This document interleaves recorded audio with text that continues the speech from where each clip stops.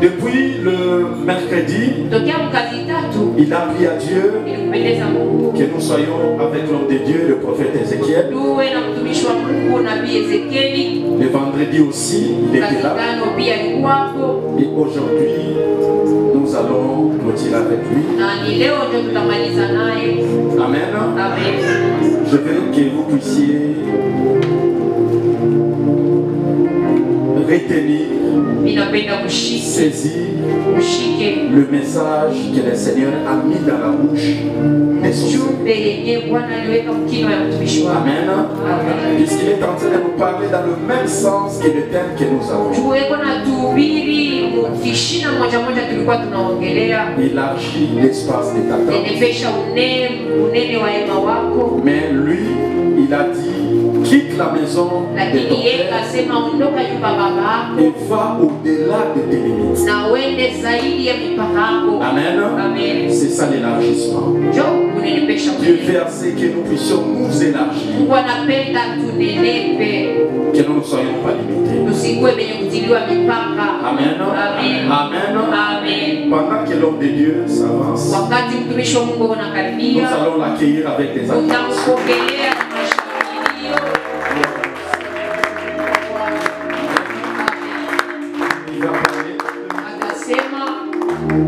C'est lui qui va nous parler ce matin. Je veux que tu dises à Dieu, parle-moi. Que l'homme de Dieu ici présent, qu'il soit un canal que Dieu va utiliser pour te parler. Demande le Saint-Esprit. Prie au nom de Jésus. Que Dieu te parle ce matin. Recommande ton cœur à la grâce. Prie au nom de Jésus. Seigneur, parle-nous ce matin. Parle-nous, Seigneur. Nous voulons t'écouter. Nous ne voulons pas écouter un homme. Mais nous voulons, Seigneur, que toi tu nous parles. Que toi tu te révèles à nous. Et que ta gloire descende ce matin. Oh, cher Saint-Esprit, tu connais nos cœurs. Tu connais à quoi nous nous attendons. Mais la seule chose que nous savons, Seigneur, tu veux nous élargir. Tu veux nous étendre. Car ton souhait et ton plan, que nous ne puissions pas rester la même personne. Que nous ne puissions pas rester dans la même situation. Mais Seigneur, tu veux que nous puissions nous élargir. Oui, dans le Père, accepte de nous élargir et nous amener au-delà de nos limites. Glorifie-toi, Seigneur. Glorifie-toi, Seigneur. Manifeste-toi, ô Dieu, pour la gloire de ton nom. Au nom de Jésus-Christ, nous avons ainsi prié. Nous disons Amen. Amen. Amen. Amen. Nous laissons la parole à l'homme de Dieu. Nous allons l'écouter. Alléluia. Amen. Dis-moi bien ton Amen. Amen. Amen.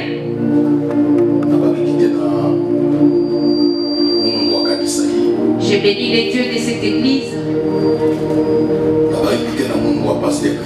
Je bénis les dieux du pasteur Christian.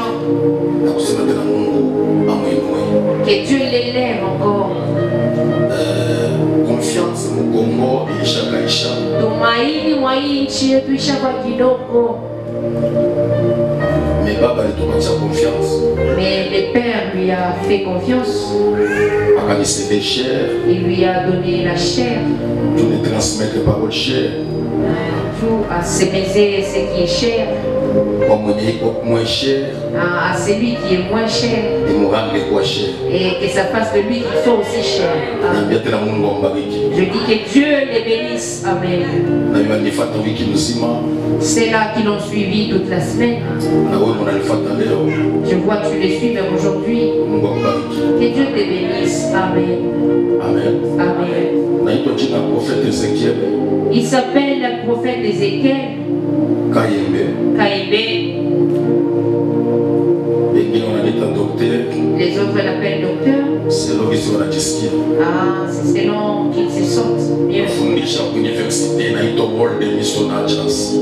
Yeye anafundisha university inaitwa Worlds. Amen. Amen. Na nimeongoza kanisa. Il dirige une église. Communauté inaitwa Tyrannis. Et cette communauté s'appelle Tyrannis. Na nimebariki Mungu. Et il bénit Dieu. Comme il est au Katanga. Nabariki Mungu sana. Il bénit vraiment Dieu. Nous avons commencé nos enseignements depuis le mercredi. Et cet enseignement parle sur Ondoka utoke nyumba babako. Va au-delà de tes limites. Na uende zaidi ya mipaka yako. Possède ton héritage. Ukashike urithi wako. Yeye nimeelewa leo na kujua kama tu vas posséder ton héritage. Aujourd'hui, c'est que utashika urithi wako. Jikaze kwa hii usubuhi usikwe na amen. Et force toi, sois vraiment connecté hapana kwa na mambo ya kuvivu. Kuna mengi, kuna vitu vingine unashindwa patia Mungu. Il y a certaines choses que tu ne sauras pas donner au prédicateur. Peut-être lui là. Lakini ni présenter amen. Lakini muonyeshe tu amina. Kwa sababu amen ukipresenter kwa shemea kuita mwanaume wa 33 ans. Si tu disais bien ton amen, c'est une façon d'appeler cet homme de 33 ans. Amen. Amen. Na niambia kama takuwa mu rendez-vous. Et je vous avais dit qu'il sera au rendez-vous cet homme. C'est pour cela moi hii journée. Je commande moi ici. Unipatie tout ce temps. Je te demande de m'accorder du temps.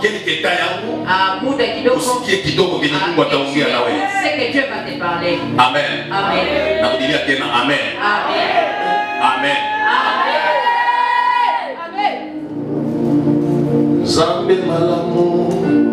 Zambe malamu. Zambe malamu. Malamu. Malamu. Zambe. Zambe malamu. Zambe malamu. Sogeza tu moyo wako mzuri. Zambe malamu. Malamu. Zambe malamu ni. Zambe malamu. Leo na yenu zambe malamu. Zambe kidogo. Zambe malamu. Malamu. Zambe na luna tepika. Zambe malamu. Tepina zambe nina ni kumwaka. Zambe amatombo. Zambe malamu. Zambe na bete la gato. Zambe malamu. Zambe na yeman seko. Zambe na memaya. Zambe malamu. Olingo na yito ninga motima. Sepo wanelo na yini na sepo. Zambe yonde malamu. Malamu. Malamu. Na saleka zulka ya bokufu. Mokosi wanda sepo isi na ye. Yesu yonde malamu. Malamu. Malamu. Na saleka naga ya bokunga. Babebe bayemi sengeka na kante. Yesu le rosa malamu. Malamu. Onzambi malamu. Oye pesi ngate. Malamu. Zambe mwana na gaye. Zambo kamela katamo fele. Zambe mwana na fele. Opesi ngapo sana. Zambe malamu. Ombate la kabana. Ombate la kamobali.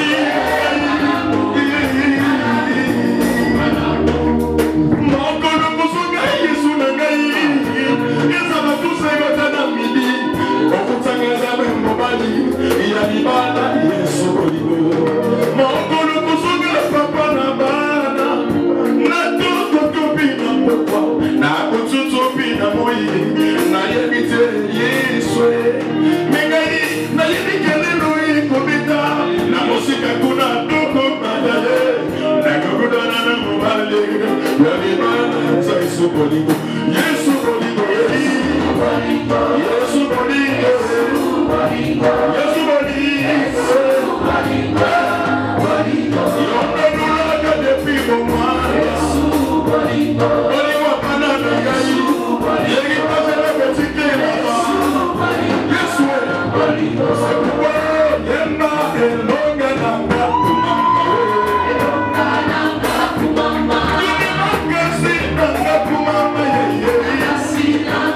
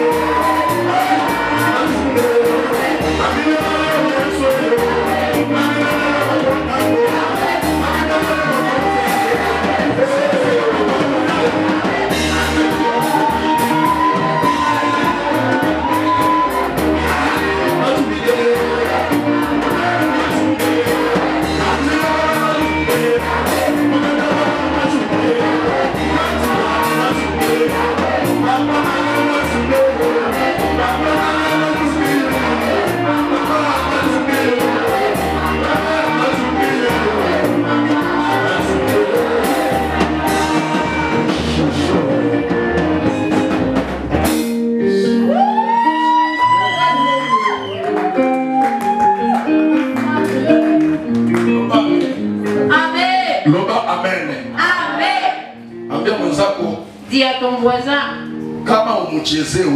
si tu ne danses pas pour ces dieux, tu danseras pour qui d'autre dans ta vie? Amen. Amen. Si je sens de danser pour lui, je regarde où il m'a tiré et où il m'amène. Et où il me met. C'est Dieu qui est capable de changer la position et de faire entrer quelqu'un dans une bonne situation. Ah, il mérite la danse. Amen.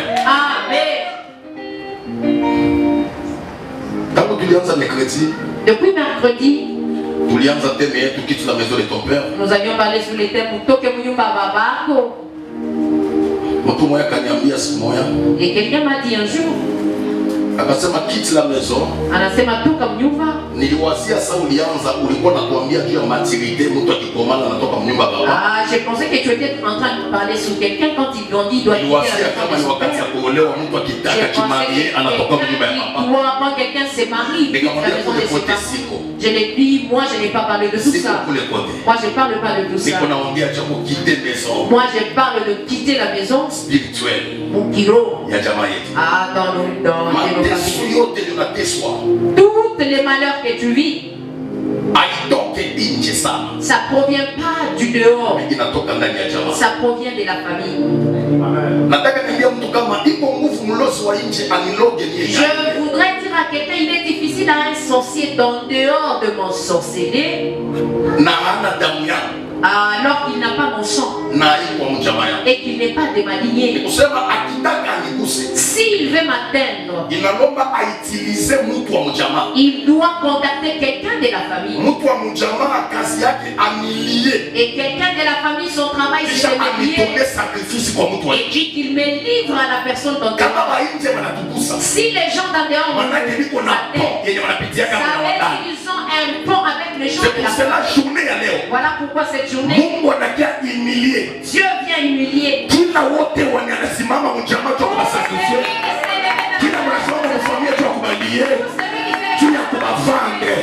Je parle à quelqu'un, nous journée à l'heure. Qui n'a lié si maman, pour chercher la toto yako, pour lier maisha yako, pour lier maisha yako, pour lier huduma yako, pour lier destinée yako. D'abord une journée, je parle à quelqu'un, avant de vivre, nataka nikwambie, yenye waliongea, jana na juzi, hautaendelea. Je parle à quelqu'un, na leta kese me discours, yenye waliongea, itatoka pirate. Je parle à quelqu'un, atutepange, kenye Mungu aliongea, na tunatepange, kenye Mungu anaongea. Mwanadamu anaongea, maisha ya pesa, na Mungu akiongea, anaplace destinée. Je parle à quelqu'un, maisha ndio na vivre, haiko yako hii. Kuanzia leo, Mungu wa mbinguni akubebe quelque part, akubebe quelque part. Je parle à quelqu'un, amema yo quelque part. Esika gloire na yosa, esika bénédiction ça. Je parle à quelqu'un, okofite mobona te, okokufa liwe famille te. Soki bakufa kana mal, bakufa kana accident, na poisson, iliwa ya famille, iliwa ya nako na bino, na liye yango. Na yebisio, okozala hotela, ya limita famille ya papa, hotela, ya limita famille ya mama. Soki bakufa kanango, yoko vivre. Soki bapelaka, yoko zala mobimba. Je parle à quelqu'un, okozala hotela ya limite.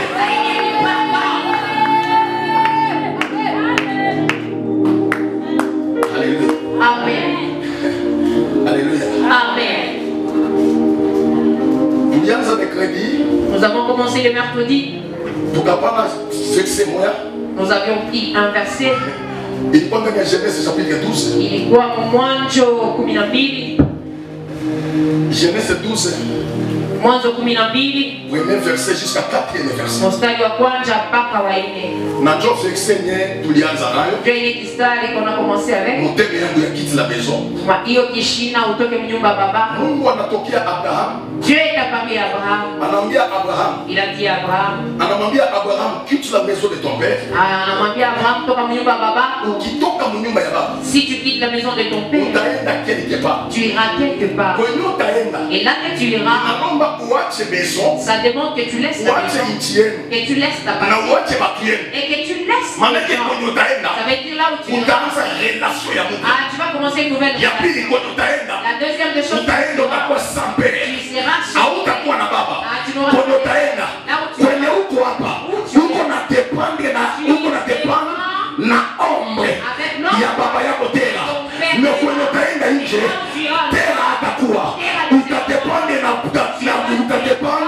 na ingine kimvuli kwenye utafika itaitwa Kana. Mbele ufike avant que tu n'atteignes, nakupatia 4 bénédictions. Je vais te donner 4 bénédictions. Mungu anakupatia ile. Dieu a donné. Anamwambia Abraham, il a dit à Abraham, je te bénis. Nakubariki. Je te bénis. Nakubariki. Je peux te bénir même aujourd'hui. Il va y mettre que les bénédictions. Il y a Léo. aujourd'hui. Abraham va prendre la montagne. Abraham va consulter un prophète. Abraham va mais Abraham, Mungu akapareke na Abraham yenyewe paye. Abraham kujua ta Mungu. Alikuwa ndani paye. Abraham alikuwa mtoto wa idolake. Abraham yeye ndiye kwa idolake. Abraham ajua ta Mungu. Maneno ya Mungu kwa Abraham iko histoire vague. Abraham akujua Mungu. Mungu akajitokeza kwa Abraham, akamwambia Abraham, première chose, je te bénis. Ya pili, la deuxième des choses, nafanya jina lako kubwa. Ya tatu, nitakufanya suksi ya benediction. Je ferai que tu sois chef ya baraka. Ya nne, et la quatrième, nitakufanya père. Tu seras baba wa mataifa. Oh, maneno ine hii. Les 4 choses Mungu anapatia Abraham. que Dieu a dit à Abraham. Ni maneno yenye baba yetu waliseeka walipata. Ce sont des choses nos pères ont vieilli, ils ont pas vécu ça. Nous avons de pères spirituels. Et ils n'ont jamais été. La bénédiction haiko matérielle. La bénédiction il est pas. Mais ma bénédiction, c'est la coupe fertile de l'Éternel. Toi qui finis que tu vas militer. Ouais, mon nom na chumbo na Mungu. Toi qui es bon. Kwa sababu benediction ni mwenye alilamuka. Je kusema nataka nikwambie, hapana kutenose maneno profete mkinywa yako. Au kwake profe. Uko napitia tu msheme ni atemwanyaje na haiko ndo maisha yako. Makesho natajua valere yako. Unaweza kosa nguo leo. Tu peux manquer d'habits aujourd'hui. Haiko tu kusema unakuwa profe. Ça veut dire ça veut pas dire que unakosa makuta mtoa mkanisa. Tu manques d'argent. Haiko kusema unakuwa profe. Ça veut pas dire que Mulisa walipataka makuta. Balianza mbaya kushinda kisi huko. Nikusema Mungu angali najua venye anakuidia na anakuwekea. Kama ukukufa jana, maana yake uko projet ni Mungu anapanga kwako kesho. Projet que Dieu est en train de faire pour toi. Hauko pauvre, uko riche. Tu n'es pas pauvre, tu es riche. Abraham akafurahi. Abraham était content. Lakini Mungu alikamvunja moyo kitu moja. Mais Dieu a brisé son cœur en une chose. Akamwambia Abraham, il a dit à Abraham, niko capable. Je suis capable. D'accomplir les 4 choses dont j'étais pour. Mes conditions. Quitte la maison de ton père. C'est ici que je dis. Dieu, qu'est-ce qu'il a vu dans la maison du père d'Abraham qui a poussé, qui a fait que Dieu ne puisse pas bénir. Dans la maison d'Abraham, est-ce qu'il y avait un esprit qui avalait les bénédictions? Il lui a dit avant que je ne te bénisse. Quitte la maison.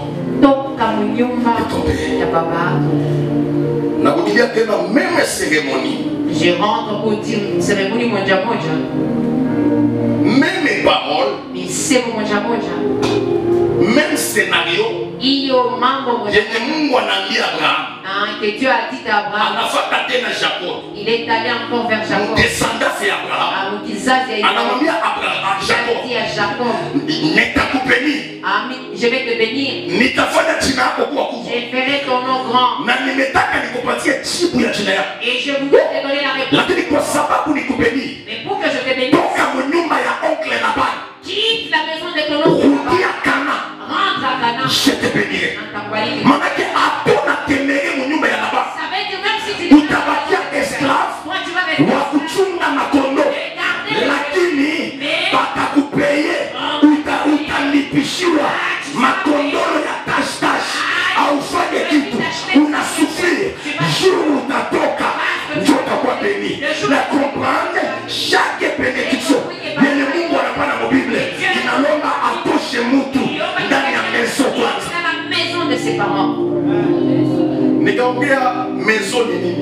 J'ai parlé sur la maison, c'est quoi?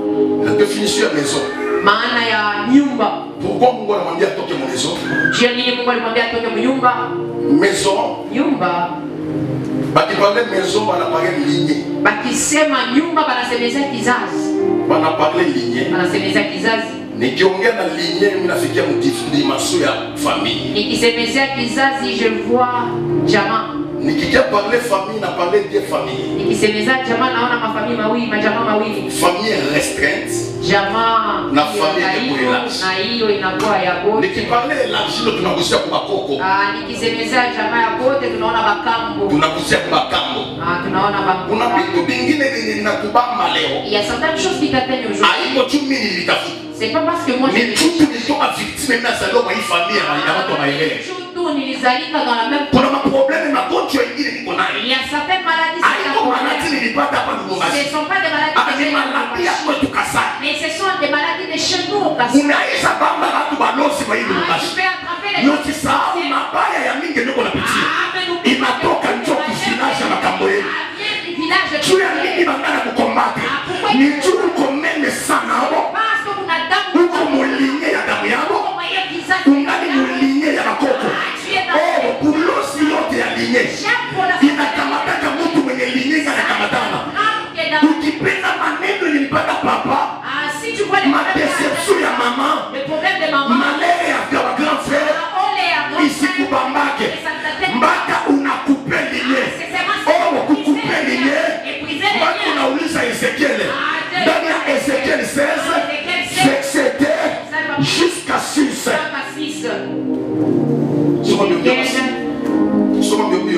Ézéchiel 2. Ézéchiel chapitre 16.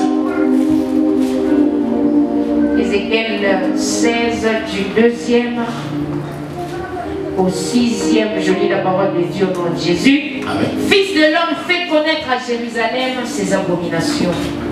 Tu diras ainsi parle le Seigneur, l'Éternel à Jérusalem. Par ton origine et ta naissance, tu es du pays des Canaan. Ton père était un Amoréen et ta mère une Étienne. À ta naissance, au jour où tu naquis, ton nombril n'a pas été coupé. Tu n'as pas été lavé dans l'eau pour être purifié. Tu n'as pas été frotté avec du sel. Tu n'as pas été enveloppé dans de l'ange. Nul n'a porté sur toi un regard de pitié pour te faire une seule de ces choses. Par compassion pour toi, mais tu as été jeté dans le champ le jour de ta naissance parce qu'on avait horreur de toi. J'ai passé près de toi, je t'ai aperçu baigné dans ton sang et je t'ai dit, vis dans ton sang. Je te dis, vis dans ton sang. Amen. Amen. J'ai entendu ta prière. Tu as prié pour Jérusalem. C'est vrai. Mais le problème de Jérusalem, ça n'a pas commencé aujourd'hui. Ça a commencé avant. Ça a commencé avant. Ça dit le problème de Jérusalem, c'est un problème de famille. Depuis que Jérusalem est né, Jérusalem n'est pas né avec un nombril. C'était né avec l'ombril. Et le nombril connectait la mère à l'enfant. Qui est dans le ventre. Inaelekea avec le nombril de sa mère. L'enfant mange ses et ça passe par le cordon. Tout comportement de la maman, de la famille de maman,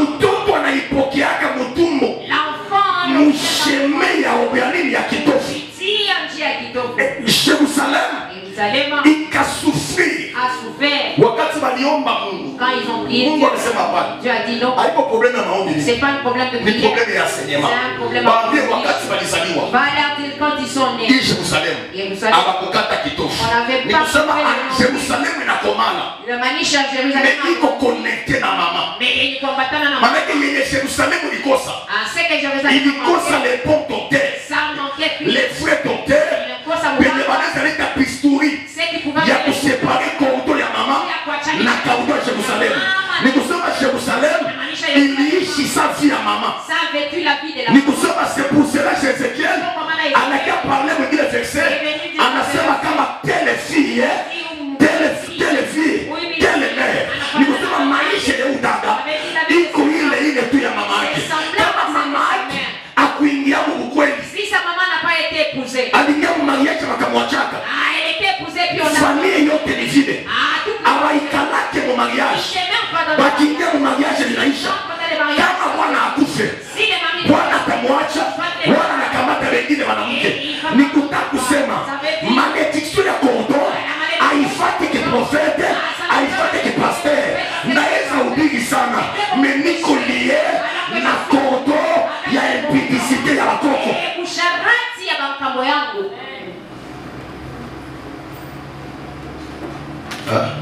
Amen. Akasema kama baba yako. Il lui a dit tes pères. Jérusalem. Les pères qui t'ont engendré toi, Jérusalem. Ce sont des Moabites. Mais ils vivent à Canaan. Or, qui parlait les Moabites en Canaan. Japo nikisemezea wale watu wa Moabit ku Canaan. Mimi nagusia Noé. Ah, je touche Noé. Noé anaongea. Noé parlait. Wakati mai inashuka. Quand l'eau a baissé. Biblia inasema kama akatosha mfuko yake mbegu. La Bible dit il a enlevé de sa poche une graine. Ilikuwa mbegu ya figne. C'était la graine de la figne. Il a planté sa poussée. Akaichoma. Il a brûlé. Il a bouilli. Et il a bu cette eau. Et puis c'était de l'alcool. Et puis il laissait enivrer. La Bible dit avant qu'il ne s'enivre, il a appelé ses trois enfants. Ham, Cham, na Yafet. Il a regardé sur le fils qu'on appelait Ham. Il a dit Ham, je t'aime plus que tes frères. À la tête d'aujourd'hui, tu ne t'appelleras plus Ham. Je vais t'appeler père de Canaan. Je vais te bénir. Bénédiction inakupa. Itakuwa bénédiction ya Canaan. Utaitwa père de Canaan. Akubénige yeye. Ni anabénige kizazi kitakuya.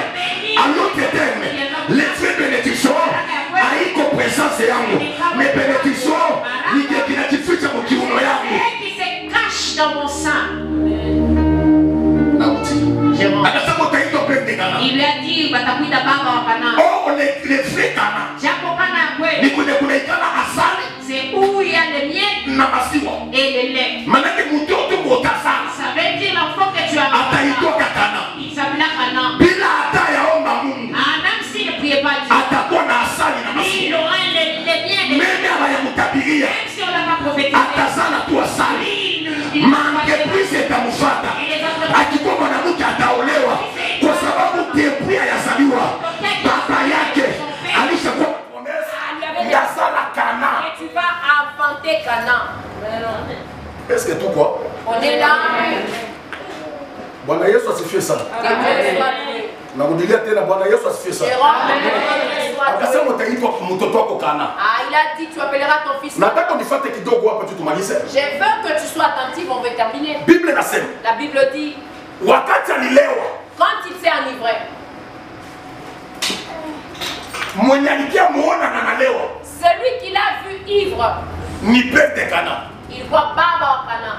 Akamuona. Il l'a vu. Na akenda tangaza nje. Et il a allé. Sa baba yake alilamuka. Quand son père s'est réveillé. Akawaita tena. Il les a appelés. Akamwambia. Il lui a dit. Wewe kapega Canaan. Ouais baba wa Canaan.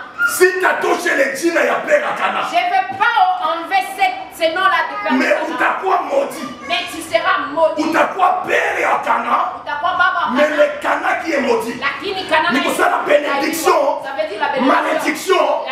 Haikutosha jina ya Canaan. Ça n'a pas enlevé le nom. Mais malédiction. Ilikimbiza asali na maziwa mu Canaan. Ça fait fuir le miel et le lait en Canaan. Est-ce que Amen. Malédiction ya famille ya famille zetu. La malédiction de nos familles. Haitoshake qualité na qualité yako. Ça n'enlève pas ce que tu es. Haiwezi tosha potentiel yenye uko nayo. Haiwezi kutosha mawezaji kunayo. Inaweza waacha msome. Ça peut vous laisser étudier. Licence ni kuita Canaan. La licence c'est appelé Canaan. Grade ni Canaan. Grade ni Canaan. Kukua dada wa taille ya mzuri ni Canaan. Une belle taille c'est Canaan. Canaan iko qualité. Canaan inakuwa lakini usisahau. Mais n'oublie pas. Les frères Canaan. Inalomba iko na asali na maziwa. Ça doit avoir les. Kuna wengine liko na licence. Mais travail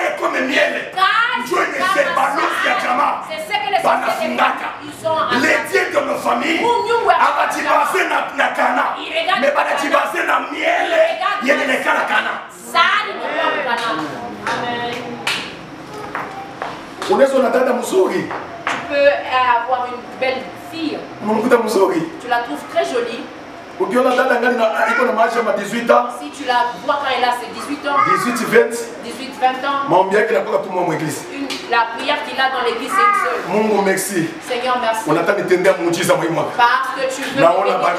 Je vois ma belle. Et elle est en train de se parce qu'elle s'est dit qu'elle est en train de.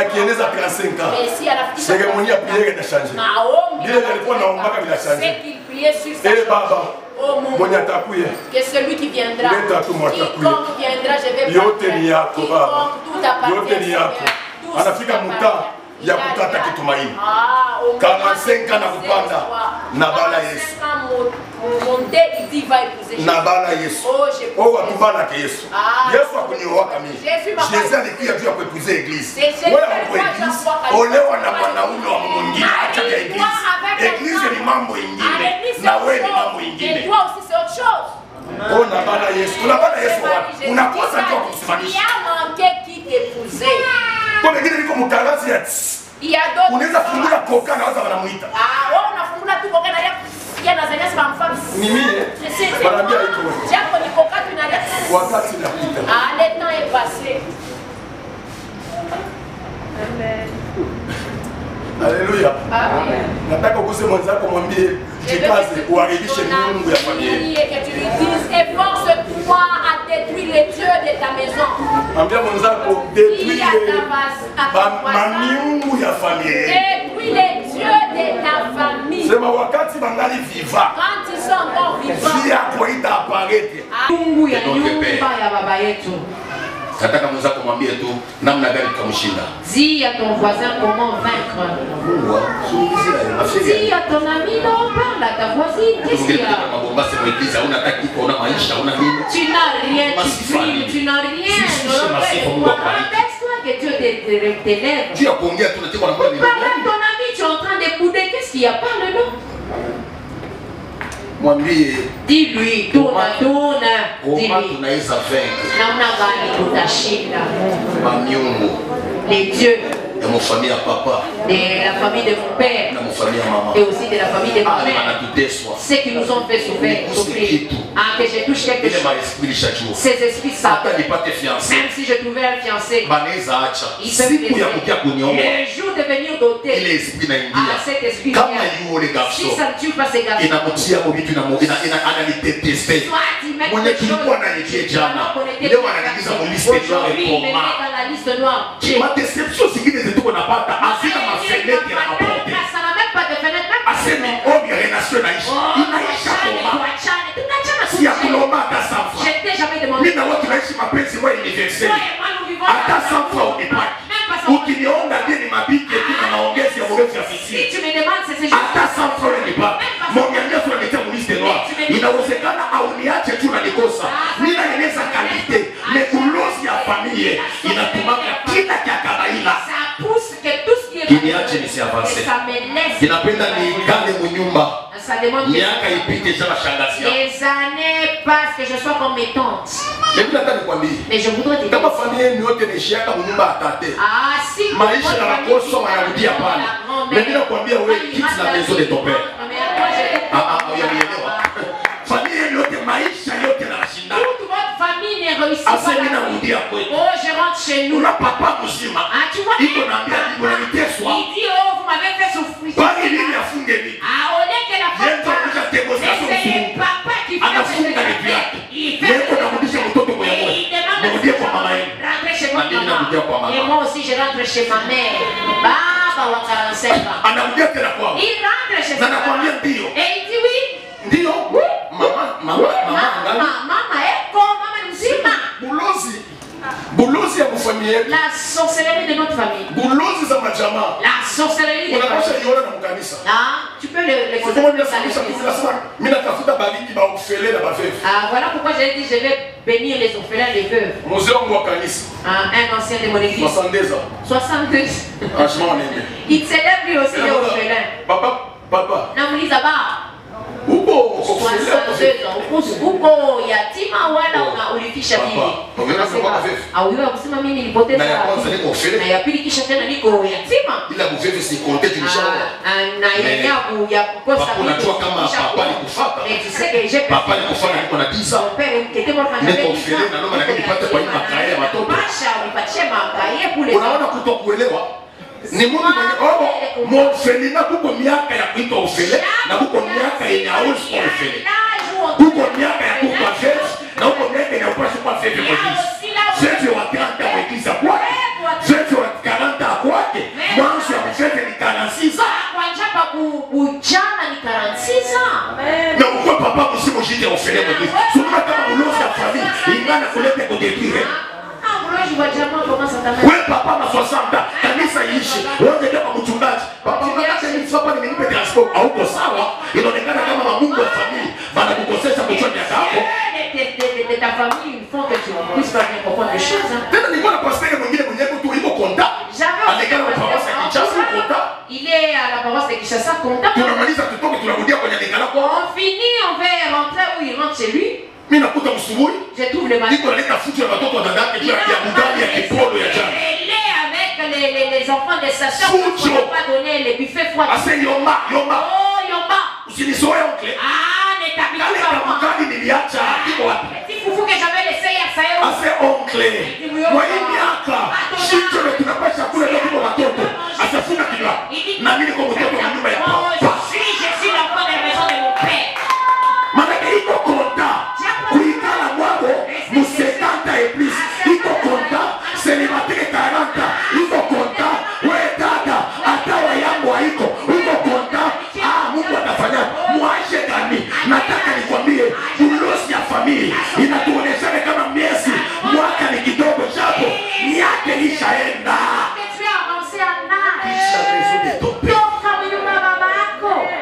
Nikushie mwenzako mwambie toka mnyumba. Touche-moi ton voisin, dis-lui quitte la maison de ton père. Kama célibataire pembeni yako mwambie toka mnyumba ya baba yako wewe.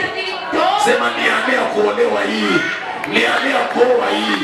Toka kupigana na watoto kwa kitanda. Wewe tafuta yako maisha. Ile ulozi na kumaintenir ikuachilie. Kama ni ulozi ya makambo inatuma ubakie pale. Unafanya kazi gani? Quitte la maison de ton père. Va au-delà de tes limites. Et tu vas posséder ton héritage. Héritage avec ton célibat. Héritage avec ton problème. Avec ton humiliation.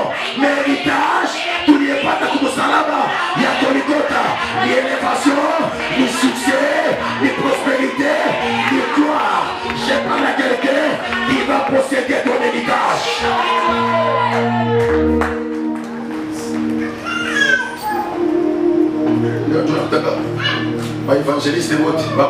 C'est quand je trouve des évangélistes, des prophètes. Ils ont un même nom quand ils veulent se présenter. Moi, c'est le prophète international, prophète des nations.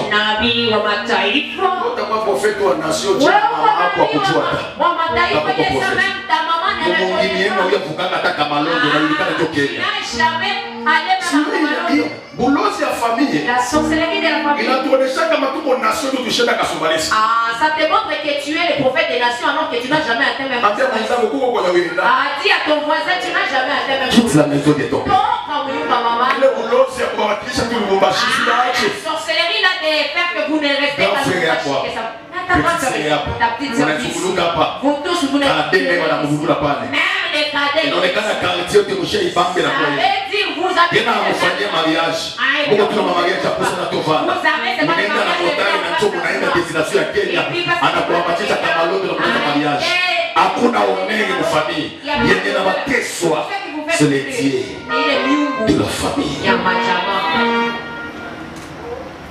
Mimi nakwambia kama c'est possible. Inawezekana.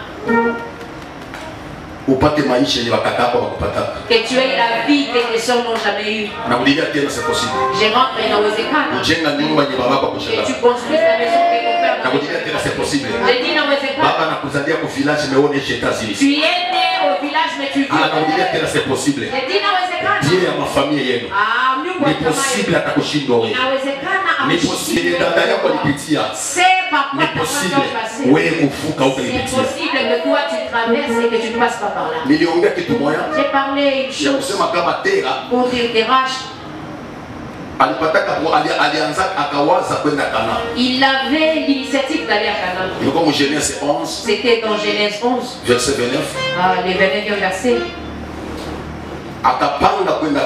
Il avait l'initiative d'aller à Canaan.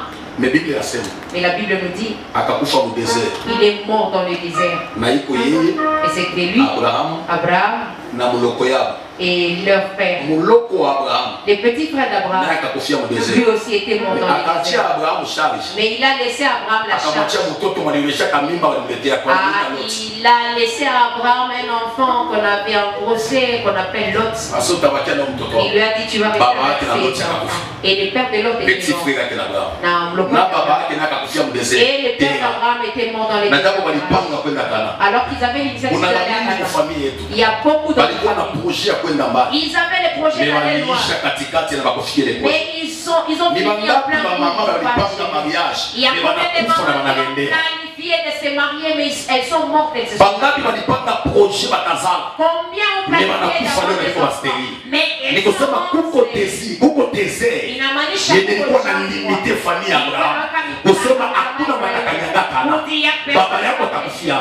Mais c'est pour cela que Mungu alitokea Abraham kumwambia kama utavuka mipaka limite yeneliwa petit frère yeneliwa baba yako wanasema watavukaka wewe utapavuka.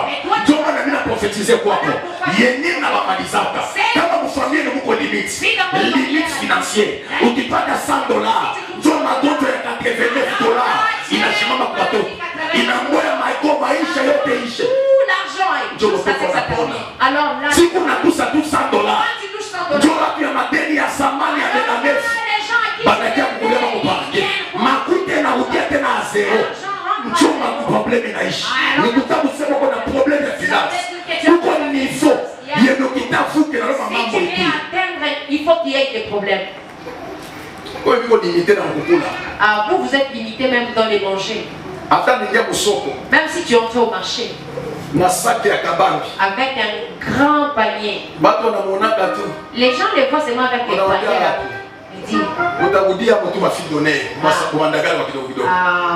Dans les paniers, les gros paniers que tu vas avec au marché là, tu vas acheter que les frétins.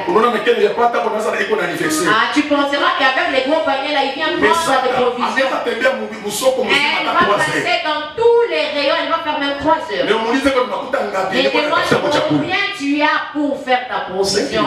Elle n'a que 5 000. Et cet esprit le fait sillonner comme s'il cherchait la jambe de la vache.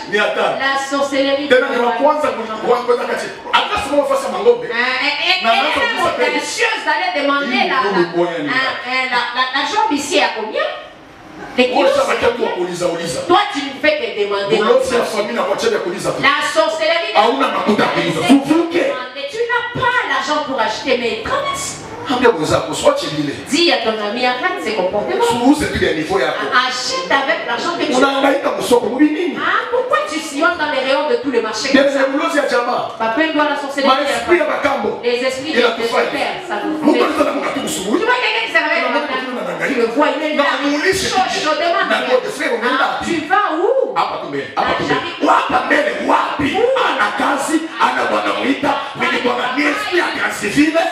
Ni mahangaiko tu uko na espia kaye wewe kaka mzuri kwa hangaika tu na mawotemi au yanawata unaenda wapi tena nafanya mawotemi ya mfupi ni kulukali ya pata hapa haifanye nini tuoneshe watu mapambo wana hivi sasa tula tuoneshe watu maespia familia inatuteswa bien aimé inaweza atire mtu inaingiza mtu influence fana na wewe Tony fana taka nguo mgongo ionekana. Unasababu kama uko na mifupa na mgongo yako na alama tashi. Kuiona inaonekana sasa soda wa zamani mwenye aliingia mwenzetua akalate bombe. Unayacha waji. Avanza encore. Nami nafanya sadi ya mnofayasi. Moi aussi je vais m'habiller comme ton novelas. Auna miguu ya bien. mikulu wa hivi. Inakuwa sawa ni kuachiaka tu zama. Balisha unga watu wanakupatia na wewe deshe. C'est comme si on a fini de créer tout le monde et puis on a... Mais mulozi ya makambo inakuonesha kama kuna mikulu ya ndiye kwa eglise. Watu wote walishatoa. Tout le monde a des gens. Si tu as un mikulu tous les sasa, tu viens pour offrir. Tu m'as jamais. Ça doit être Dieu là, ouais, on est. Et à l'église, tu commences à demander. Bamona ki aspect ya nini tayo sana kote hauna marche hauna migulu ni mifupa na mifupa maana ukiingia kwa familia ya zoology atakusimamisha ni kwa skelete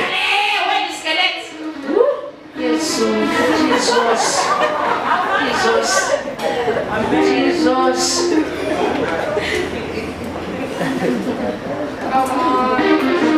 Nikambia pasteur moi. Je dis un pasteur. Nikambia papa. Je dis papa. Bunene ya hivi. Kisha mtu akwe na santé ya kawani kisha ana makuta. Ah, quelqu'un avec cette masse sans argent.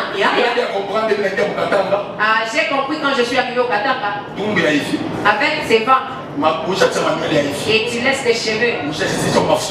Ah, on a qu'à la mafuta pour dire. Humiliation à transport. Aïe, aïe, à transport. Moto, la moto passe. Tout le monde passe pour t'appeler honorable. Ah, honorable, jambo, preso. Preso. Alors que moi, je suis habitué à un taxi qui vient là. Chica poster. Oh non. Salut. Et celui qui a un mauvais enfant. Et puis il dit non, papa, toka. Je lui dis ah, je lui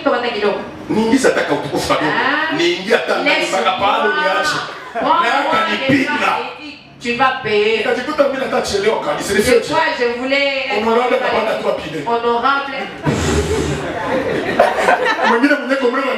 Honorable. Quelqu'un d'autre je parle la voix basse. C'est quoi qui est honorable?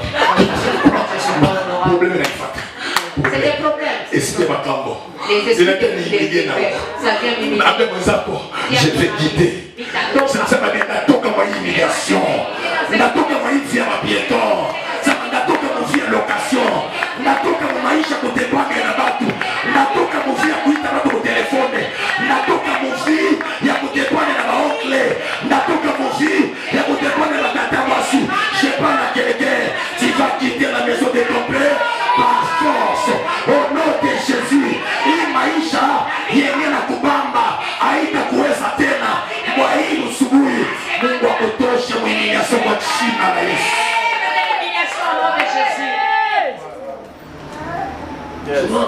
Papa mtunaji. Papa pasteur. Umwana dati veste boy. Il est venu avec un transport problématique.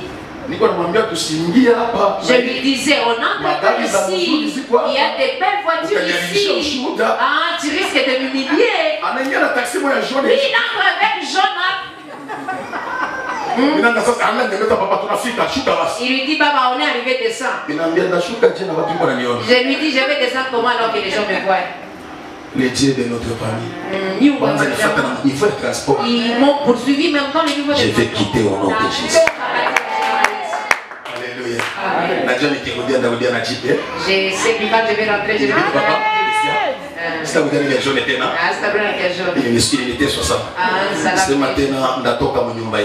vais quitter dans notre maison toute sorcellerie qui m'a maintenu dans l'humiliation, qui m'a maintenu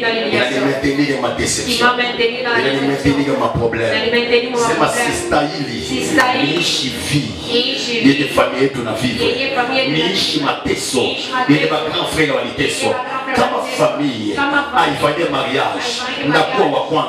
nitoke mfamili nifanye mariage ya kawaida kama familia aipate maisha ndakuwa jeune bakalita jeune millionnaire. Mimi baba yangu alikufa pauvre, aliishi pauvre, alizeeka pauvre, mama aliteswa.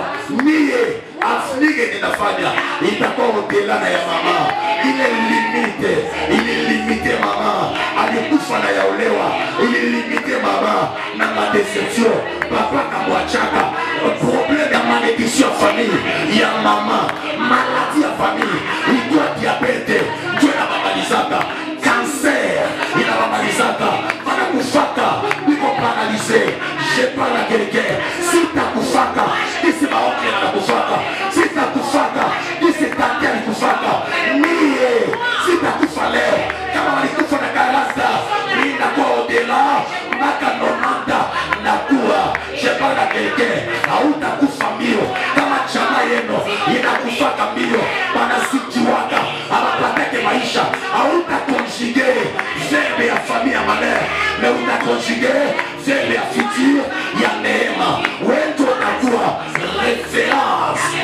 famille. Et votre famille.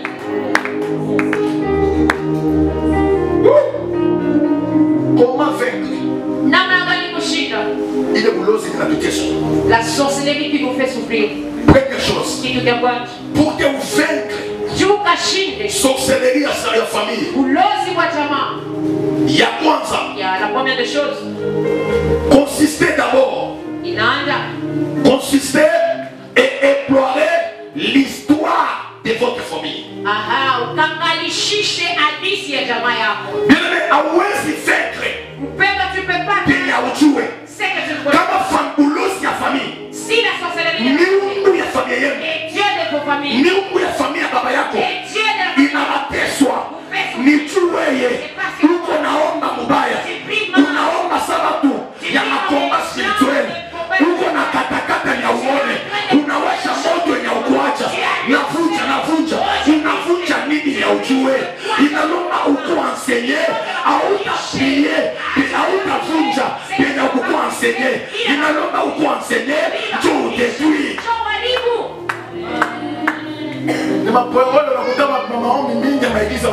Tu vas trouver beaucoup de prières dans les églises de Quinois. Les gens sont debout. Brise. Et piétiner. Tu piétines quoi aujourd'hui? Et tu peux pas prier. Afin de prier, il n'a pas beaucoup enseigné. Oh, les véritables enseignements, il y a des gens qui ont bâti. Vous n'avez pas vaincre comment? Esprit la famille.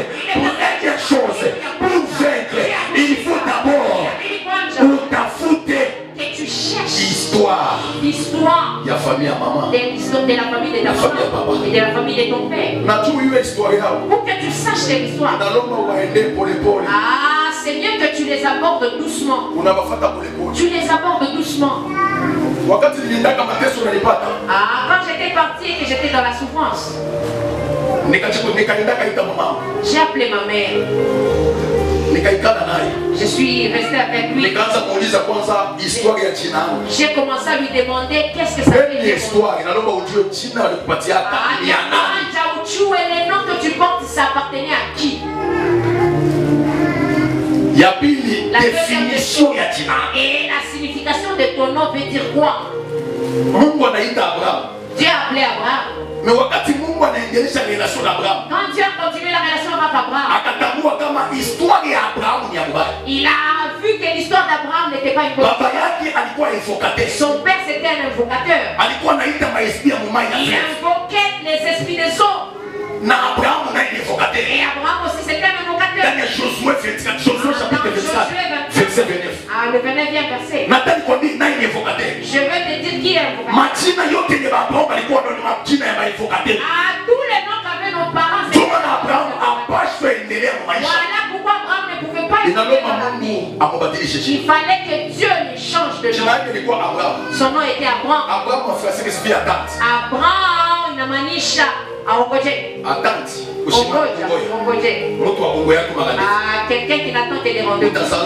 Oh, tu vas et là j'ai avancé. Il était là en train d'attendre. Mais Dieu lui a dit.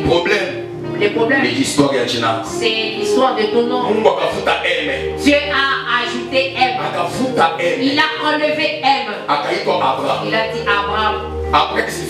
Abraham namaanisha wa kichwa nguvu. Mungu anasema wa kichwa nguvu.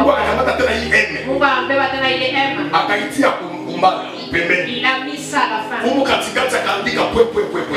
Au milieu là il a mis des points. Deux points. Il a mis deux points. Nukta. Espace vide. Akarawakia wazi. Abraham.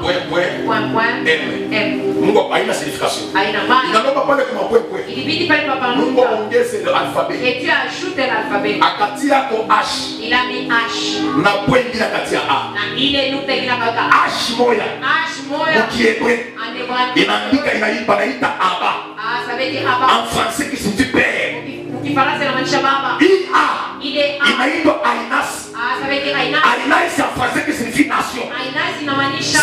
Sawa likusa yote mbili. Quand on a mis les deux. Ikakuwa père des nations. C'est devenu baba. Yeye Mungu aliongeza. C'est que Dieu a ajouté. Ikakuwa ya kabla neema kushinda yenye watu walitia.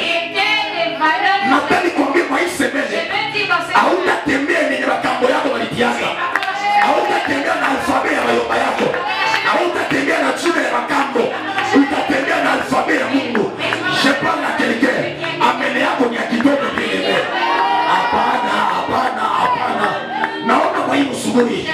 Mungu analeta alfabeti. Anatia H na anatia A. Kuna mwenye Mungu anatia H. Utaitwa baba wa taifa. Utaitwa baba wa makazi, baba wa kujenga, baba wa entreprise, baba wa kupandisha, baba wa kwenda mbali. Ataita tena, akatia A. Qui signifie nation. Je parle à quelqu'un. Ata uzalake makute na kushota mwa hii semene. Utaitwa riche de nation. Ndani ya nation ya katama jina yako atairendre grand. Wakati alifika kwa Sarai, quand il est arrivé chez Sarai, je te montre l'alphabet de la maison de nos pères. Sarai, Mungu a dit celle-ci, même si elle traînait, elle ne va pas avoir d'enfant. Pour qu'elle ait des enfants. Il y aura que Dieu enlève les i. Que ça reste Sarah. Il est i. C'était quoi? Alphabet yote. Alphabet, tout alphabet. Que Dieu est. Dans les lettres. Ni i. Naamani alikuwa na force. Il avait la force. Bali mtetemina alikuwa shujaa. On avait dit Yesu alipika Israeli. c'est lui qui avait les Lakini mtoto umoja walikamata kaptife. Mu captivité. Wakati alisikia habari mshambwe. Bibi ya Naamani iko nalia. Akaenda akamwambia Naamani, yenye naniteswa kwako ukitosha manguo ninaona hii. Kwa mwili yako uko na lepwe. Uko na bukoma. C'est pourquoi Bible nasema Voilà pourquoi la Bible dit Naaman alikuwa shujaa, c'était un héros mwenye nguvu avec la force. Mais à la fin on a complété pour mais Jacob a kiweka ile mais ça a dit ça. Jacob le iko phrase ya mpia. c'était nilikuwa naadhimisha phrase ya gloire yake. Ilikuwa c'était il aimait ya mwile nukta. Phrase yako combien? Ta phrase est bonne. Mais pourquoi i? Lakini il y a un i. Yenye wa Mungu wa familia walikotilia. Et les dieux de ta famille ont ajouté. Inalomba Mungu aiefface. Ça demande que Dieu efface les. Na ukiefface unatoka muongozo ya familia. Si on enlevait les. Unakuwa nje. Au kote na identifier. Kama membre wa familia. Kama mfamilia ndiko identifier watakufa leti. Mungu akikushanjia jina. Ile ulozi ya damu ikutafuta ikuonake tena. Itakukutonisha change identite. Leo naambia mtu moja, hautabakia na identité humiliation. Tu vas changer l'identité yenye wanaporter familia yenu. Identité ya malere. L'identité. Ouais, toi tu n'es pas malere. Toi tu n'es pas un malheureux. Toi tu n'es pas un malheureux. Non. Mungu a changé. Dieu a déjà changé. Kwa jina la Yesu. Au nom de Jésus. Wakati niko nasema kwa jina la Yesu. Quand je dis kwa jina la Yesu. Niseme tu amen. Toi réponds seulement amen. Sema tu amen. Réponds seulement amen. Première chose. Kitu cha kwanza. C'est l'histoire. Il y a dit ici. Inabidi que tu connaisses l'histoire de ta famille. Comment les gens de votre famille. C'est quelle maladie qui domine dans votre famille. Tu peux prier pour ça, peut-être que tu connais. C'est quel esprit dans votre famille. Dans la famille, il y a trois. Il y a trois dieux. Et il est peu pour pouvoir. Esprit majeur. Il est peu pour pouvoir. Esprit est dominé, il a dominé ça. Ukiangalia muko 7 personnes mu nyumba yenu. Tu verras vous êtes à 7 dans votre maison. Uangalie ni nani wa ile 7 ba garçons magapi. C'est qui parmi les 7 il y a combien de garçons? Mukikwa 4 filles. S'il y a 4 filles. Uangalie moi les 4 nani walifanya mariage ya bien. Parmi les 4 qui est celle qui s'est bien mariée. Ukiona wote walibeba mimba kunyumba. Si tu vois tous ont été engrossés à la maison. Uangalie na ba garçons nao walibebesha mamimba. Regarde aussi les hommes aussi ils ont. Mukikwa 4 personnes viko na même problème. 4 personnes qui ont le même problème. Unaangalia na famille ya mama. Regarde aussi dans la famille. Banani nao walibebeka mimba kunyumba. Aussi ont été engrossés. Ukijikuta mama muloko nao liko. Si tu vois manake mu famille ya mama. Muko esprit na renye. Esprit majeur. Ya kubebea mamimba kunyumba. Wewe ukianza prier juu ya watoto yako, utaanza prier si basi ya esprit majeur. Mwambie Bwana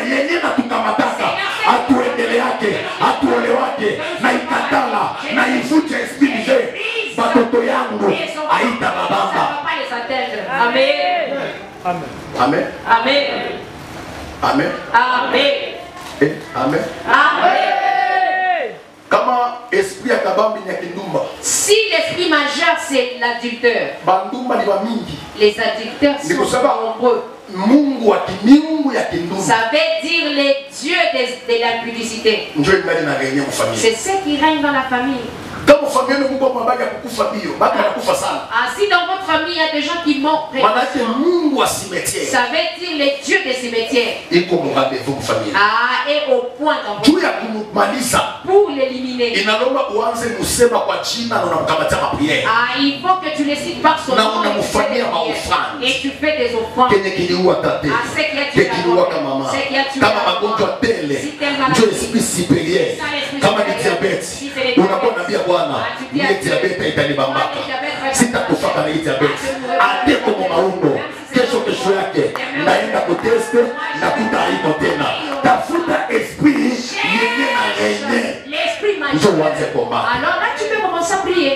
Na mimi nikia comprendre mon famille yangu yote. Et moi j'ai compris dans toute ma famille. Nikaandika na syllabus. J'ai écrit même un syllabus. Nikaandika 4 esprits majeurs. J'ai écrit 4 esprits à Dieu il est famille à papa. Il est vraiment jamaa baba. 4 esprits majeurs. Ma pepo makubwa za Dieu. Yena kuteswa kama familia mama. Yenye kuna bateswa mu jamaa mama. Famille ya baba wangu. Mu jamaa baba ni bazuri.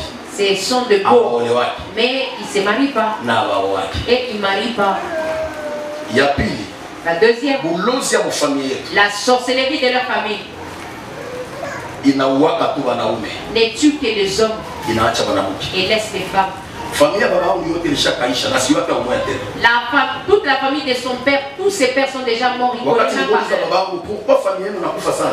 il a demandé à son père pourquoi vous mourrez comme ça, il lui a dit dans leur famille il y avait des dieux. Il y a des paroles qu'on avait prononcées. Et les hommes n'auront pas des enfants. Et les hommes ne vont jamais mourir dans la vie. Il n'y a pas celui qui va être dans la famille, il faut qu'il meure. À tous ces parents, les autres ils ont atteint ces morts. C'est seulement son père qui a atteint 40 ans. Et quand il a atteint 40 ans, lui aussi il est mort. C'est lui qui a eu des enfants dans toutes ses familles de son papa.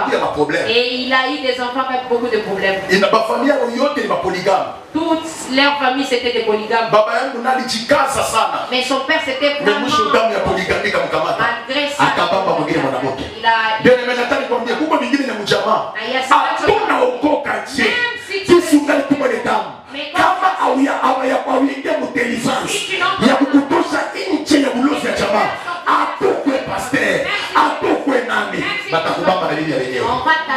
On va t'attraper avec la femme d'autrui. Na wewe polygamie yako itakubamba. Même la polygamie de ta famille. Sanctification inaanza. Mais mwisho utakuta no. Mais à la fin tu Asi alianguka. Unafikia neema nyingi. Inaleta fujo. Inaomba kukabatia na nyumba. Unakuwa na deux femmes. Puis tu te retrouves avec deux femmes. Ce sont des choses que tu n'as pas pensé. Si tu ne disais pas les choses aujourd'hui, ça va poursuivre tes enfants demain. Humiliation familiale. Ça va poursuivre même les enfants. Ça va poursuivre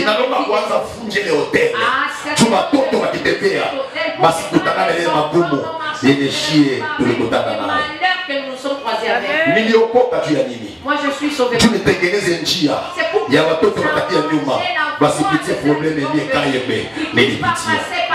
na mimi na prophétiser hakuna mtoto wangu watasufria souffrance na mimi nilipata kwa sababu atakutanilisha ibomola kwa jina la Yesu.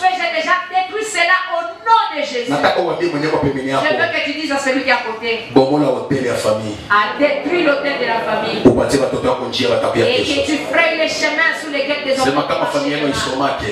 Je veux que votre famille ne puisse pas. Hôtel ya malimiti ya masomo. Que les hôtels de limite de bomola yo. Détruis. Famille itakuya. La famille qui bapate ma licence na ma grade. Batoke ma docteur. Yende maloko yako bakufundaka. watoto wako wataifunda. Niko naongea na mtu moja, utatoka reference ya familia yenu. Kama familia ikumalizaka, utatoka wa kwanza kumaliza. Kama familia ikupata maisha, utatoka wa kwanza kupata jivunia. Wewe utatoka inike, watafungula sheme ya familia. Je parle à quelqu'un, kama ni wewe, sema amen. Na kutilia, kama ni wewe, sema amen. Kama wewe ulitenga familia, sema amen. Kama wewe ulitenga familia, sema amen. Hautateswa sisi wakansege wanateswa. Hautateseka sisi kafe wanateseka. Hautaishi mwenyewe ya uchafu sisi wandugu yako wanaikala. Hautaishi kama London na Kenya. Maisha ndio tatizo. Itakuwa difera ya familia mama na ya familia baba. Lalamika amen. Amen. Obia mwesi kuliko na katala. Ma prière de tous ces jours, je refuse. La vie de mes grands frères, je la refuse. La vie des petites maisons comme ça, je refuse. De Timothée. 1 verset 5. On n'a pas choisi que ligne enseignement avec la prédication. Il faut écrire, ça c'est l'enseignement, c'est pas la prédication. Prédication ndio mnakuwa kama amen ya utapokea ndipo nasema ya tusikia neno moja na mahubiri naishi. Watu wasema ni patera kwa na moto la foi bien c'est bon attend. Inaomba tusikie tu. Bila kulalamika mbona kusikia kitu. Cette histoire de prier là. Kuna mtu mtakuka pale atujia mwingine tu tuabuki. Hapa. Mais tunakuja tu problème yetu njoo. Nous venons pour que nos problèmes tombent. Ona mtu Mungu anamgusa pale. Atuviake juu kugusa na Mungu leo ndio minaanguka chini. Hapana, Mungu anaweza nigusa na nashimama. Dieu peut me toucher mais je haiko kila mtu ndio anaponeema mmoja Bethesda mpaka mabutu. Kuna mwingine mwenye Yesu anakuvisiter. Au puits de Bethesda, il y a celui aussi que Jésus visite. Unaweza kuwa visiter bila kuanguka kutoka hapo. Tu peux visiter sans tomber, tu sors bien. Unaweza toka huko kwa profesia iko mpaka niseme ya baba. Prophétie c'est la parole de Dieu. La prophétie ni neno la Mungu. C'est pourquoi vitu mingi ma prophète walitulana. Voilà pourquoi beaucoup de choses les prophètes nous ont menti. Niko prophète. Je suis prophète. Mais lakini nasema kasa Mungu ananiambia. Moi je parle seulement quand Dieu me dit. Mais niko prophète wa Bethesda. Lakini niko nabii wa maandiko. Tutaomba niko mwepesi hapana ambiombe. Je te demande de prier, on va. Unakuona Timothée. Moi je te vois toi Timothée. Comportement yako yote. Ifanye yako yote. Maagitation yako. Inafanana. Tabia yako. Mwenye alikufaka Anael Lois. Na alikuwa na meme fois sawa. Alikuwa na meme comportement sawa. Nikusema Lois. Kama alikuwa pauvre mwa église. Atoaje mwa église. Na huyo Timothée. Ile la position ya tate. Dieu a manifesté mwa église. Tuko na watu wengine mwa église. Atana okoka. Atana okoka. Atana ubiri. Atiko na chini ya kabambi. Bien-aimé, ayabadilisha comportement ya famille yako. Timothée alikuwa kwa chrétien, mais comportement yake ingani ya bakambo. C'était de son grand-père. Il y a certaines personnes qui ont été sauvées, mais ils n'ont pas arrêté les comportements de leur grand-père. Moi aussi, j'avais beaucoup prié Dieu parce que je n'avais pas aussi abandonné ces comportements. Mon père.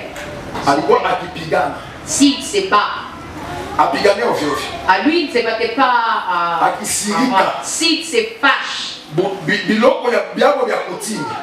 Les esprits coutumiers qu'on l'avait incisé. On l'avait incisé 120. S'il ne sait pas, il faut qu'il batte 120 personnes. Si c'est 110, inalomba apige mabibambasi mangumi mpaka ionekane safi na napiga ngine 10. Donner les coups dans les murs pour que ça montre que ça atteint les 10. Masomo yote ilikuwa namfukuza. Dans toute école qu'on les akisirika napiga classe yote na professeur. S'il se fâche, il frappait toute la classe, même les profs. Na hii kupigana ni abatate yao. Et cette façon de se battre, cette famille yetu yote ilikuwa inajulikana kwa Kinshasa. Toute leur famille était reconnue à qui? Ni abatu wa libatu tu bapandi. C'était des Bajamba. Ma famille bakayembe.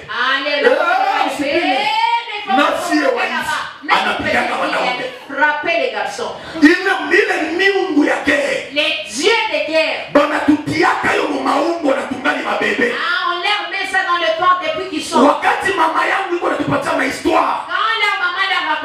histoire.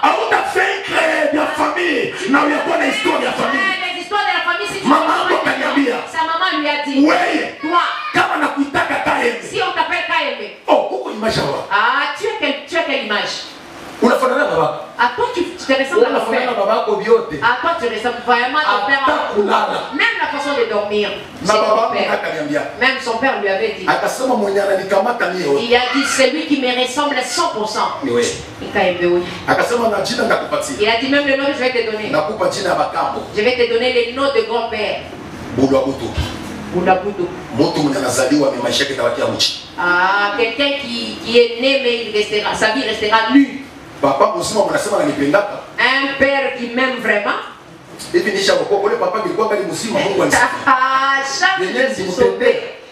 j'étais encore croyant, le papa là s'il était vivant, c'est que je l'aurais fait. D'accord, tu vas vraiment me donner un nom pour dire que je vais. Et puis tu me donnes ce nom là, tu suis même. C'est toi qui grandiras. Même si quelqu'un que tu n'as pas la poche, même si tu es relation alors c'est lui qui quelqu'un qui n'a pas de gloire. C'est quand Dieu l'a il fallait qu'il le couvre avec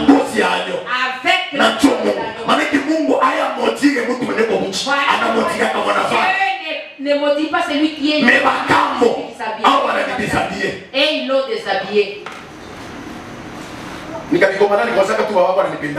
Moi j'ai grandi pensant que mon père m'aimait. Son papa a fait beaucoup de dégâts. Il fallait que lui ne connaisse pas ses dégâts. Il avait 8 ans, 9 ans. Sa mère était en train de dire, toi tu as commencé à dormir, tu t'es couché avant. Tu as commencé à te coucher avant 9 ans. Il a dit à maman, ton père t'aimait vraiment.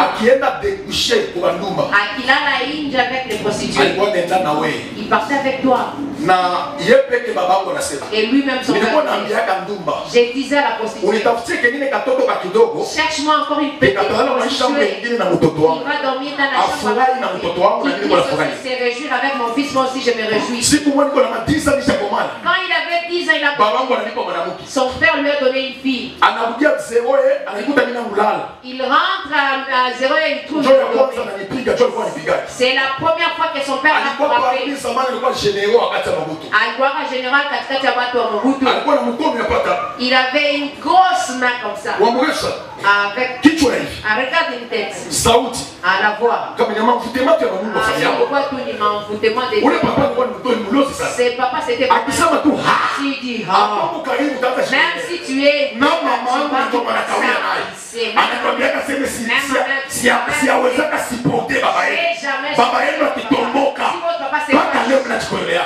jusqu'à maintenant, sa maman a fait. Il avait l'esprit de domination. Quand il mettait aussi tué comme ton père. Son père l'avait tapé. Il n'a pas fait de mal. Il l'avait tapé. Il a dit à moi, il fait ça. Lui-même commençait à porter la mauvaise voie, en train de les pour craindre. Lui aussi la fait sans les demain encore. Il vient demander le matin. Oui. Un beau garçon. C'est lui qui ressemble à son père. On ne te frappe jamais dans la vie. Il a enlevé les habits et il a craché sur lui. Et il a commencé à parler des paroles. Ils avaient des poules qui égorgeaient chez les loups. Il a commencé à asperger le sang. Il a commencé à les taper ces poules. Un enfant qui est né d'une femme qui ne te frappe pas. Que toi tu commences à frapper 72 personnes. Toi tu seras comme ton père. Mamangu akasema akaninamisha kukifua yake. Il avait pris, il avait couché sur sa poitrine masiku matatu. Akabia mamangu atoke. Il a dit à sa maman de quitter. Bana watu letea chakula. On l'a ramené à manger. Dans la chambre. Mimi nacheza na nirudisha tena kukifua. Il a joué et puis il a remis encore dans sa poitrine. Nilikuwa nawaza nikupenda. Il pensait qu'il aimait alors qu'il était nabile pour namtamkizia.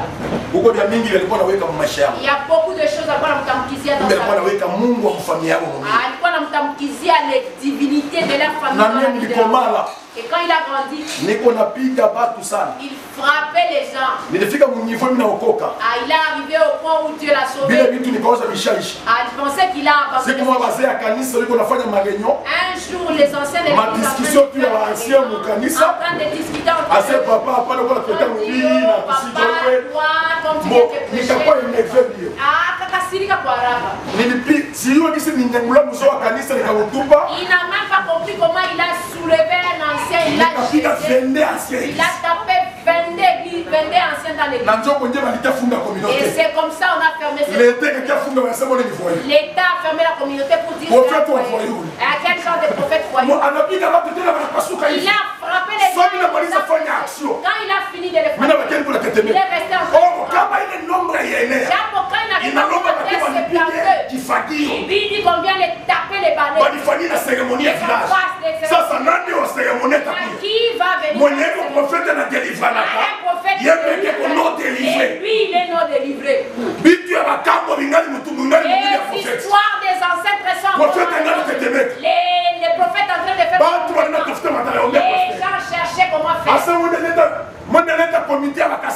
dit appeler la comité de Kassaïens. Président wa Kassaï. Le président de Kassaï. Comment ça tape dans l'église un prophète. Dans l'église un prophète. C'est qu'il est en train de témoigner. La sorcellerie de la famille. Ça ne regarde pas le pasteur. Ça ne regarde pas le pasteur. Ça ne regarde pas le pasteur. Si tu es la famille, ça va délivrer. Qui est la raison de ton père? Donc, papa. Il y a un prophète qui m'a dit. On a piqué un prophète qui fait dans l'église. Et là où il est tombé, il s'est réveillé maintenant. C'est une protocole qui est à ses côtés. Papa. Samani baba. Samani yani. La femme kanisa ni grave. Ce que tu as fait dans l'église c'était terrible papa. On a passé la papa Shabadé. Il a blessé papa Shabadé. Et papa qu'on a ouvert un jet li. Papa tu es comme un jet li. Maneno banda niambia sasa. Quand on a commencé à lui raconter ce qu'il a fait, certains pasteurs.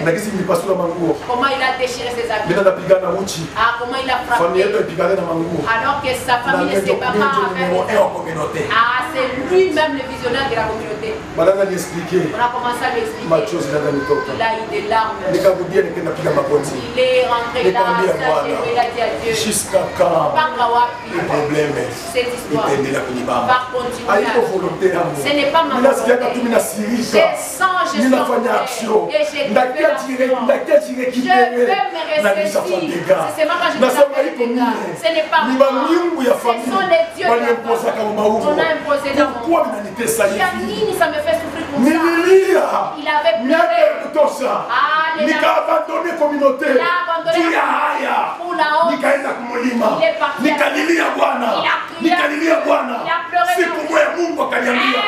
Akambia prophète, j'ai entendu ta prière. Il a rêvé, on est en train de il y a des gens qui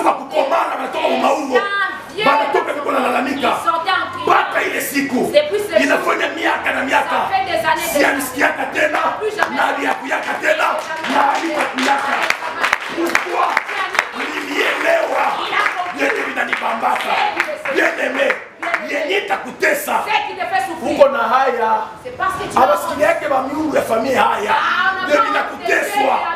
Ongea baservite batabiombea na vitatoka. Ambia mwenzako vitatoka. Nigusie umwambie vitatoka. Niambilie vitatoka. Sema vitatoka. Sema amen. Amen. Akambia Timothée. Il a dit à Timothée. Foi yenye uko nayo. Imani que tu as. Mimi naona ya tate yako. Je vois c'est pour ton grand-père. Mimi naona ya tate yako. Je vois c'est pour ton grand-père. Ndio mama yako naye Eunice alikuwa nayo. C'est ce que même ta maman Eunice a. Na mimi naona na wewe. Je vois ton foi ya Eunice. À la foi d'Eunice. Ndio ni unairite. Dieu il en a dit. Leo nataka nikwambie. Mimi nakataa na foi ya makambo. Je refuse la foi de. Kama makambo yao walikuwa na foi ya kulia. Ah si mes pères. Foi ya magumu. Ya maproblème. Nenda jiterasi na kimbia ile maproblème. Nasema katika jina la Yesu. Yote ile makambo yako ikuachilie katika jina la Yesu. Amen yako ni kidogo. Yote makambo ikipe kwa jina la Yesu. Kama ulishaka na makambo. Ah kama. Kama ulishaka na makambo. Si on t'a épousé. Kama ulishaka na esprit ya familia. Leo ikuachilie katika jina la Yesu. Kama mama hii mimi nakufataka. Unalala usiku unaona watu wanatokea usiku. Leo aujourd'hui fini. Inaisha. Amen. Amen. Deuxième chose, tunamalizia. Ya pili tutamaliza. Comment unaweza quitter, unaweza vaincre? Namna gani utashinda maisha ya familia? Mapepo ya jamaa. Ya pili nasema identifier. Ya pili tulisema utambulishe. Identifier quel Dieu. Utambulishe miungu dans votre famille. Kwa jamaa yenu. Unalomba kuidentifier makeleke Mungu. Inabidi ujue maprobleme yenyewe ya kabambe kwa familia. De problème kama malati njoo na makamanda baba baba. Kama ni manipulation na baba baba petit na baba frère. Uidentifier. Et tu puisses identifier. Ukiwa identifier si tu uko capable ya kuprier kwayo. Ya kuiombea na Mungu. Et Dieu ataweza saidia. Va aider. Sema tena amen. Amen. Namaliza na hii mfano. J'ai fini avec cet exemple. Anne. Ilifika moment. C'est arrivé un moment. Dans Josué chapitre 5 verset 3. Josué 5. Inalomba kujua kuidentifier Dieu. Josué 5 verset 3. Je lis la parole de Dieu au nom de Jésus. Josué 5, le 3e verset, je lis au nom de Jésus. Amen. Josué se fit des couteaux de pierre et il circoncit les enfants d'Israël sur la colline d'Aralot. Voici la raison pour laquelle Josué les circoncis. Tous les peuples sortis d'Égypte, les mâles, tous les hommes de guerre étaient morts dans les déserts pendant la route après leur sortie d'Égypte. Après les sorties d'Égypte. Amen. Combien? Là c'est 4 ou 5. L'Égypte était circoncis, mais le peuple né dans les déserts pendant la route après la sortie d'Égypte n'avait point été circoncis. Car les enfants d'Israël avaient marché 40 ans dans les déserts jusqu'à la destruction de toute la nation, des hommes de guerre qui étaient sortis d'Égypte et qui n'avaient point écouté la voix de l'Éternel. L'Éternel leur jura de ne pas leur faire voir le pays qu'ils avaient juré à leur père de nous donner, pays où coule le lait et le miel. Amen. Amen. Bien, mon père aussi, ils ont refusé d'être circoncis. C'est quelque chose qui prouvait qu'ils n'avaient pas la qualité ou la mais Moïse a identifié quelques personnes. Moïse a identifié quelques personnes qui avaient refusé d'être circoncis. La Bible dit Josué aussi. C'est arrivé un moment Josué. Ils étaient en train de se battre. Ils ont vu un esprit géant qui est entré dans la guerre. Josué est entré et il allait demander. Il voulait identifier c'était qui. Il lui a demandé toi c'est qui. Il lui a dit moi. Je suis le capitaine. D'où? Il dit de l'armée secrète. Il dit tu es de quel côté? Tu es de mon côté ou de mon côté? Il dit je suis venu pour vous. Il voulait identifier. Et cet homme géant c'était dans la famille. Il y a aussi il ne faut pas que tu laisses. Il faut que tu saches dans la prière. Amen. Amen. Amen. Amen. Sema amen. Amen. Maintenant, lève-toi un tout petit peu.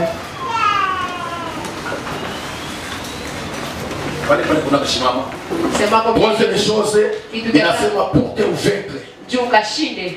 Inalomba prise de conscience. Inabidi uwe na zamiri. Uwe na prise de conscience. Uwe na zamiri. Uwe na zamiri. Que tu aies la conscience. Hauna droit. Hauna sheria de détruire les dieux de la famille. Na una conscience. Quand tu n'as pas de conscience. Anna. Maisha yote yaliishi ya sterilité. Toute la vie de stérilité qu'elle avait. Na wakati alishindwa kupiga kukamata conscience. Quand elle n'avait pas de conscience. Bible inasema kama la Bible dit ndani ya Samuel, Samuel wa kwanza, premier chapitre 1, mstari wa kwanza, verset 7, mstari wa 7, alikuwa anaenda mu temple. Elle allait dans le temple. Kila mwisho wa mwaka, chaque fin du mois, na anarudia tena vile vile, et elle rentrait quand elle rentrait ni kusema ça veut dire akukuanisha kamata vitu sérieux. Elle n'avait pas encore pris les choses. Alikamata vitu yote alikamata hasara. Alibeba kama kawaida. Kama naita alikamata alivikonsomode.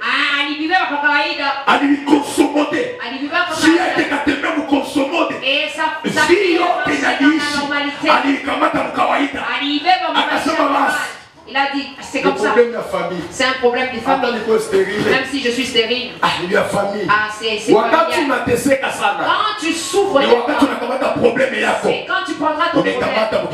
et tu les trouves normales. Tu trouves ça qui est normal.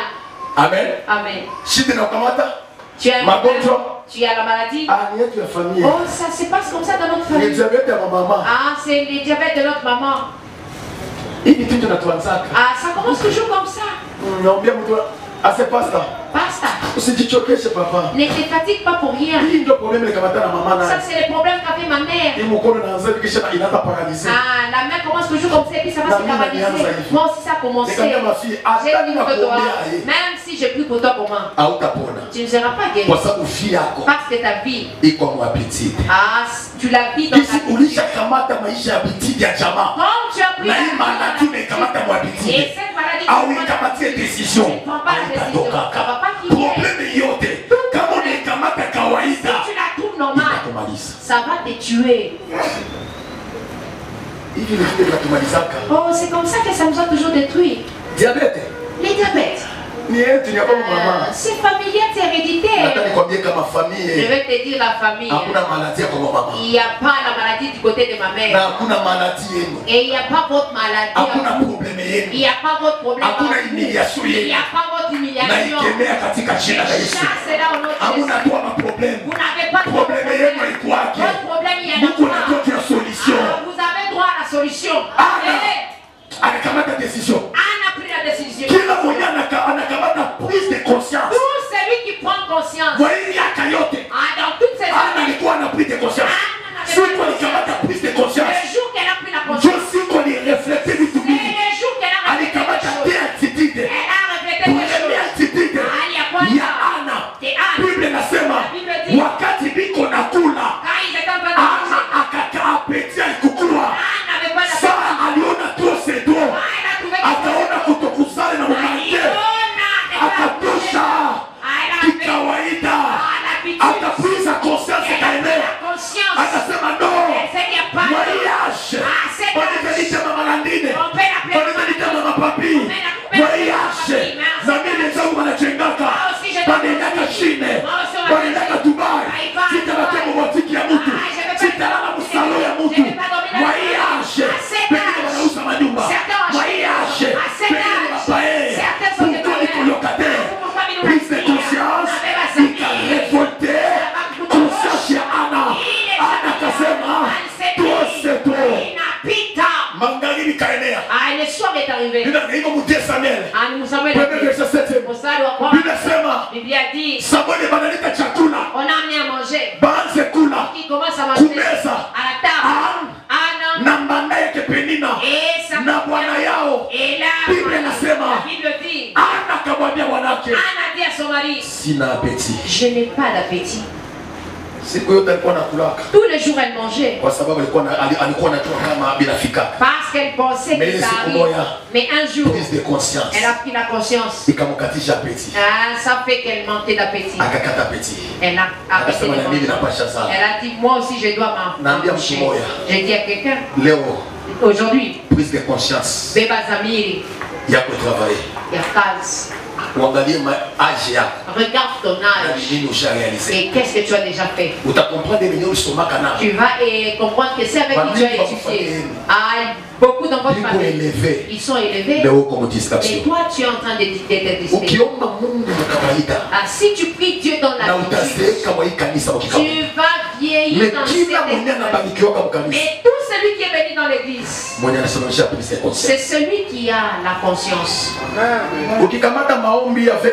Si tu prends la prière avec conscience, on te demande pas de jeûner. Tu te demandes pas de jeûner. Tu seras les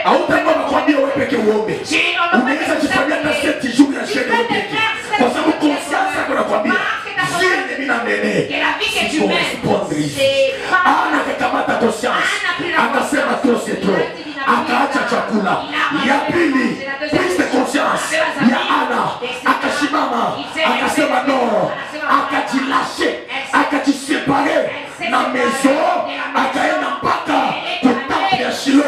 Biblia inasema mwaile colère mwaile prise de conscience ikaleta machozi kwa lisandere iliko. Elle a commencé à pleurer dans les temples. Mais la voix ne sortait pas. Elle est la première. Qui avait amené la confusion. Sacrificateur. La confusion. Sacrificateur a faux prophétie. Nabi a toi. Je vois tu es ivre. Tu as bu le matin. Siku nyake maprobleme inanipita njoo inanifanya saa mulevi.